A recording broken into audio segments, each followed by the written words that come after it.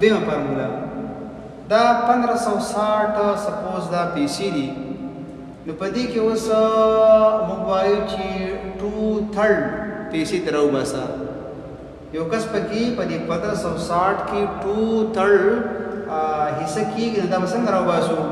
د دې اسانه طریقه داسې ده چې 2/3 ضرب 1560 په آسان الفاظو کې ساده الفاظو کې ٹھیک شو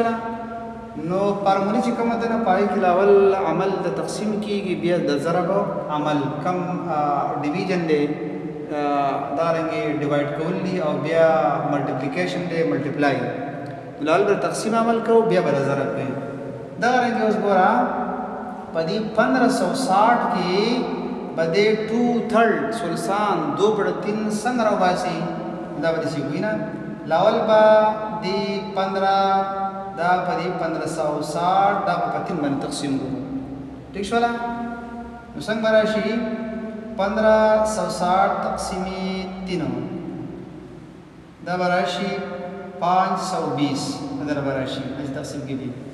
520 ته راغی بیا به دې تقسیم نه پس دې 520 حاصل لبا په 2 کې ضرب ورکو نو 520 ضرب 2 1040 نو گوئے کی پا 1560 کی 2/3 یعنی ثلثان حصہ دا خصوصاً دا مدرسې د طلباو د لپاره ډېره اسانه اسی طریقه ده نو گوئے کی 1040 روپۍ دا په 1560 کې دا ثلثان جوړیږي ثلثان 2/3 ٹھیک شولا دا یو فارموله دو فارمولې حل شولې درېمه فارمولې ته ګورم 32000 روپۍ د سپوسو دا په میراث کې دي وارثانو ته ملاویږي دوه زامن دي او دارنګې څلور خویندې دي د میراث اصول دا دي چې ورور له 2 حصې ورکړي نو خور له به 1 حصه ورکړي عام طریقه چې کومه ده ها اوس دوه ورونه دي او دارنګې څلور خویندې دي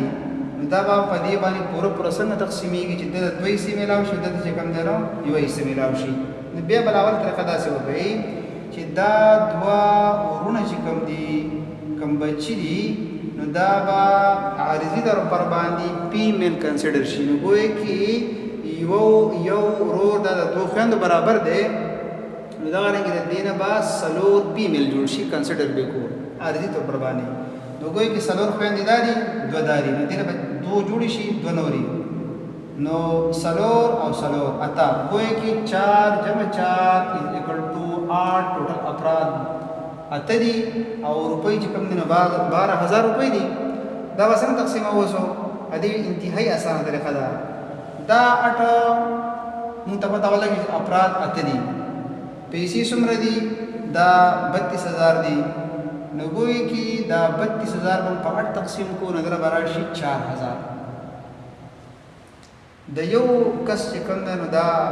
4000 دا یې څه جوړیږي نه 4000 په 32000 کې اوس څلور خویندې نو دا رنګې دا څلور خویندې دې را په 4 کې ضرب وکړو 4 4 16000 شولې 16000 خویندو واغستلې باقي چې کومې 16000 پاتې شولې نو دا دغې دوه ورونو ته پاتې شولې نو دا موږ عارضي طور پر باندې فیمیل کنسیډر کړي وو نو دا چې کوم 16000 پاتې شوي دي نو دا په 2 باندې دې له بعد چې کوم ضرب ورکړو نو ګویا کې 16000 دا دي او دوله ورکړه باقي 16 پاتې شولې نو چې 16 پاتې شولې نو 16 کې زموږ سره اوس دوه ورونه دي نو د یو کس حصه خو دلته کې څومره وه 4000 وه نو د ورور حصه خو ډبله ده که نه نو 4000 ضرب 2 8000 شوله دوه کسان دي نو 8000 نه په 2 کې ضرب ورکړه نو 16000 ګویا کې یو خور ته 4000 میلاویږي خو یو ورور ته پکې 8000 میلاویږي دا د میراث کوم اصول دي دا ډېر په اسانه طریقه باندې خصوصا دا د مدرسې او د دینی طلباو کوم دینی مدارس دي هغو دپاره دا بهترین حل دی